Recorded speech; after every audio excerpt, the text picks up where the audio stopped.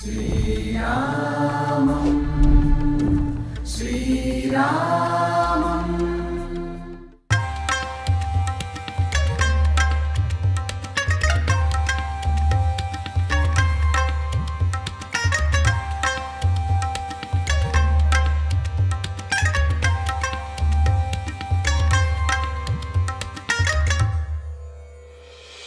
అయోధ్య రామ మందిరానికి సంబంధించి 44 ద్వారాలు ఉండబోతున్నాయి. అయోధ్య రామ మందిరం 3 అంతస్తులో ఉంటుంది. ఇప్పుడైతే జనవరి 22న మొదటి అంతస్తుకి ప్రారంభోత్సవం, రామ్ లల్లా విగ్రహ ప్రాణ ప్రతిష్ఠ జరగబోతున్నాయి. అయితే ఓవరాల్గా అయితే 44 ద్వారాలు ఉండబోతున్నాయి.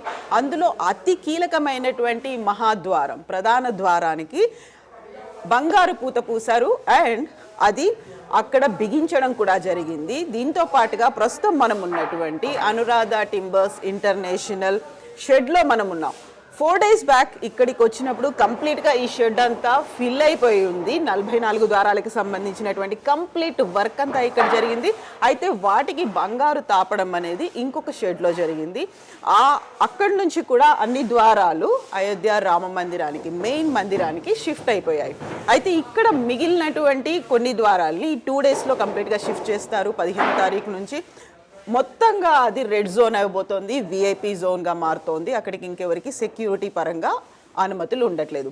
ఇదంతా ఒక అంశం. అయితే ఇందులో ప్రధానంగా మనం ఇప్పుడు మాట్లాడుకోబోతున్నాము ఈ ద్వారాల కోసం ఉపయోగించినటువంటి టేకు గురించి. టేకు అనేది గతంలో ముందు నుంచి వినిపించేది బర్మా టేకు. చాలా విశిష్టమైంది, చాలా గట్టిగా ఉంటుంది, దృఢంగా ఉంటుంది, చెక్కు చెదరదు, క్వాలిటీ బాగుంటుంది అని. అయితే ఇప్పుడు రామమందిర నిర్మాణానికి సంబంధించి అతి కీలకమైనటువంటి ఒక అంశం ఉంది, ఆత్మనిర్భర్ భారత్. ఆత్మనిర్భర్ భారత్ని ఇందులో కూడా రామ మందిరంలో కూడా ఉపయోగించారు. ఆ స్లోగన్ని వాడుకున్నారు. అది ఎలా వాడుకున్నారు, ఎందుకు వాడుకున్నారు, మనతో పాటుగా ఉన్నారు అనురాధ టింబర్స్ ఇంటర్నేషనల్ శరత్ బాబు. శరత్ గారు, జై శ్రీరామ్. సో మనము రామ జన్మభూమిలో ఉన్నాము. మీరందరూ ఇక్కడికి వచ్చి హైదరాబాద్ నుంచి ఇన్ని రోజులు ఈ జన్మభూమికి సంబంధించిన వీడియోలన్నీ తీస్తున్నారు. ఫస్ట్ మీకు అభినందనలు. అండ్ మాకంటే ఎక్కువగా మీరు ఆల్మోస్ట్ అందులో టెంపుల్కి సంబంధించి అతి కీలకమైనటువంటి, అంటే భగవంతుడికి భక్తునికి మధ్యలో అందులో ద్వారాలు ఎప్పుడు తెరుస్తారా అని ఎదురు చూస్తుంటాం. ఆ ద్వారాలు అనేవి మీ దగ్గర తయారయ్యాయి.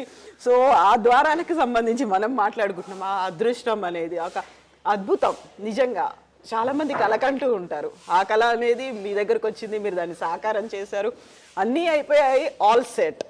రామ్ లల్లా దర్శనం చేసుకోవడానికి అందరూ. ఇక్కడ ప్రధానంగా మనం ద్వారాల గురించి మాట్లాడుకున్నప్పుడు టేకు కంప్లీట్గా అంతా ఉపయోగించింది టేకు. ఆ టేకులో కూడా ఓన్లీ మన భారతదేశంలో లభించినటువంటి టేకునే ఉపయోగించారు. ఆత్మనిర్భర్ భారత్ అనేది ఆ కాన్సెప్ట్ అనేది ఒకటే కాదండి. టేక్ జన్మభూమికి సంబంధించిన తలుపుల్లో డిస్కషన్ వచ్చినప్పుడు ఏ కలప వాడాలి అనేది వచ్చినప్పుడు బర్మా, బలార్ష ఇట్లా అవకాశాలు ఇండియాలో భారతదేశంలో ఉన్న వస్తువులే వాడాలనేది ఈ గుడికి సంబంధించి మొదటి నుంచి ఉన్న కండిషను. ఆ కండిషన్లో భాగంగా ఎవరు వర్కర్లు కూడా, ఇంజనీర్లు కానీ ఎవరు కూడా విదేశీయులను వాడటానికి వీల్లేదని కూడా చెప్పారు. అంతేకాకుండా నన్ను మా మిషనరీ కూడా ఈ వర్క్షాప్ సెటప్ చేసేటప్పుడు ఎటువంటి మిషనరీ వాడబోతున్నారు, ఏమన్నా విదేశీ మిషనరీ ఉందా అని కూడా అడిగారు. లేదండి, పూర్తి భారతీయ మిషనరీయే వాడతాము. మా దగ్గర హైదరాబాద్లో మా దగ్గర ఎన్నో ఫారెన్ మిషనరీ ఉన్నా కూడా నేను దీనికి సంబంధించి అన్ని ఇండియన్ మేడ్ తెప్పించి పెట్టాను. తర్వాత దీనికి వాడే పాలిష్ కానీ, వాడే గ్లూ కానీ అన్నీ కూడా భారతదేశంలో తయారైనవి ఉండాలనేది ఈ మందిరంలో ప్రధానంగా మేము పాటించిన నియమం. అది ఆత్మనిర్భర్ భారత్ అనే దానికి ఒక ప్రతీక. ఇంత మంచి ఆర్ట్ మన దేశంలో ఉంది, ఇటువంటివన్నీ కూడా మనం చెయ్యొచ్చు. ఎంతో పురాతనమైన పద్ధతుల్లో చేసాం. సాంప్రదాయాన్ని మెయింటైన్ చేస్తూ రోజు ప్రతిదీ కూడా ఇండియాలో ఇంత ఓల్డ్ టెక్నాలజీ కూడా ఎంతో మంది విదేశీయులు వచ్చి మన దగ్గర నేర్చుకోవాల్సినవి ఎన్నో ఉన్నాయి. నేను ఎన్నో ఫారిన్ కంట్రీస్కి ఎక్స్పోర్ట్ చేసిన అనుభవం ఉన్నా కూడా నేను ప్రతిదీ ఇక్కడ చేసిన ప్రతి అంశం కూడా పూర్తి భారతీయత ఉండేటట్టుగా మేము జాగ్రత్తలు తీసుకోవడం జరిగింది. ఇప్పుడు రామ మందిరానికి సంబంధించి చూసుకుంటే మన ఆధ్యాత్మికత, మన సెంటిమెంట్స్ అనేవి కనిపిస్తాయి అందులో. దీంతో పాటుగా మన సంస్కృతి సంప్రదాయాలు కనిపిస్తున్నాయి. అంటే ట్రెడిషన్, నాగరాజ్ శైలిలో ఉన్నటువంటి నిర్మాణం అనేది ఈ ట్రెడిషన్ అని కనిపిస్తుంది. ఎట్ ద సేమ్ టైం ఇంతకు మించి స్వాభిమానం, ఆత్మనిర్భర్ భారత్ అంటే కనిపించేది ఏంటి? మన స్వాభిమానం. ఎస్, మన దగ్గర ప్రొడక్టివిటీ ఉంది, మనం దాన్ని ప్రాపర్గా యూటిలైజ్ చేసుకోవాలి. We are no less than anyone అనే ఒక కాన్సెప్ట్ ఉంది కదా. సో దాంతో మీరు ప్రొడ్యూస్ చేయడం అండ్ అక్కడ నుంచి హైదరాబాద్ నుంచి all the way from Hyderabad నుంచి ఇక్కడికి వచ్చి ఇక్కడ బిల్డ్ చేయడం, అది కూడా మీరు చెప్పినట్టుగా ఏ ఫారిన్ మెటీరియల్ యూస్ చేయలేదు. అందులో మనం ఈ డోర్లో కూడా చూసుకుంటే ఇక్కడ కింద ఉన్నటువంటి బ్రాస్ మెటల్ అండ్ మీరు అక్కడ పెట్టినటువంటి గోల్డ్, అంతకు మించి ఇంకేం లేదు, ఏ మెటల్ కూడా లేదు, అన్ని కూడా భారతీయ. అండ్ గోల్డ్ ప్లేట్ చేసింది కూడా భారతదేశానికి చెందినటువంటి సంస్థే. Everything is made in India. ఇది నా ఒక్క అంశానికి సంబంధించింది కాదు. శ్రీరామ జన్మభూమి మందిరంలో అందరూ 198 మంది వెండర్లు ఉన్నారు, అందులో మనం ఒకళ్ళం. అంతమందిలో కూడా ఎవరు కూడా విదేశ సామాన్ ఏది కూడా వాడటానికి లేదు, వాడకుండా వీలైనంత అవాయిడ్ చేశారు. సో ఇక్కడ మనం డోర్స్ గురించి మనం మాట్లాడుకుంటున్నప్పుడు ఐ కెన్ సీ దట్ ఒక కళ్ళల్లో మీకు ఆనందం కనిపిస్తుంది, ఒక సంతృప్తి. సో సేమ్ ఫీలింగ్ ఉందా మీకు కూడా? వస్తుంది కానీ ఇంకా దారిలో ఉంది. సంతృప్తి చెందాలంటే నేను ఇవి కూడా గర్భగుడి మందిరాల్లో బిగించేస్తే కానీ నాకున్న ఒత్తిడి తగ్గదు. So work in progress. అమ్మయ్యా అన్న ఫీల్ ఎప్పుడు వస్తుంది మీకు? తెలీదు, అప్పుడే కాదు, ఇంకా పని ఉంది. 2 అంతస్తులు అయిపోయింది. సో ఆల్మోస్ట్ ఇంకో 1-2 years ఉంటుంది కదా అది అవ్వడానికి. చెయ్యాలి కదా పని. గుడి నిర్మాణం పూర్తి చేసే ప్రోగ్రెస్ కొద్దీ మా పని కూడా పెరుగుతూ ఉంది. We have to complete it. So మనం ఇప్పుడు ఈ డోర్ని ఇలా వుడ్ రూపంలో మాత్రమే చూసాం. ద్వారం అయింది, కంప్లీట్గా చెక్కతో చేసి టేక్తో చేసింది నిన్న ఇన్స్టాల్ చేశారు రామ మందిరంలో, ఇంక్లూడింగ్ దట్ బంగారు తాపడం. ఎలా అనిపించింది చూసినప్పుడు? చేస్తున్నాం పని. మీరు నన్ను ప్రాణప్రతిష్ఠ అయినాక అడిగితే ఈ సమాధానం అప్పుడు చెప్పగలను. ప్రస్తుతానికి ఇంకా ఐఎమ్ చేంజింగ్ టైం. సో రెస్పాన్సిబుల్గా ఫీల్ అవుతున్నాను. ఎంత జాగ్రత్తగా పూర్తి చేయాల్సిన బాధ్యత మా మీద ఉంది కాబట్టి నా ఫీలింగ్ ఏంటంటే పని గుర్తొస్తుంది, పని చేయాల్సిన బాధ్యత ఉంది కాబట్టి అదే that is my current feeling. So బంగారు తాపడం పెట్టిన తర్వాత ఆ డోర్ అక్కడ ఫిక్స్ చేసిన తర్వాత వచ్చినటువంటి రెస్పాన్స్, రియాక్షన్స్ ఎట్లా అనిపించింది? అంటే మిగతా వాటన్నిటికంటే ముందు అక్కడ కనిపించింది ద్వారాలు కనిపించాయి. పాపం రాతిలో కళాకారులు ఎంతో జాగ్రత్తగా ఎంతో కష్టపడి చెక్కారు.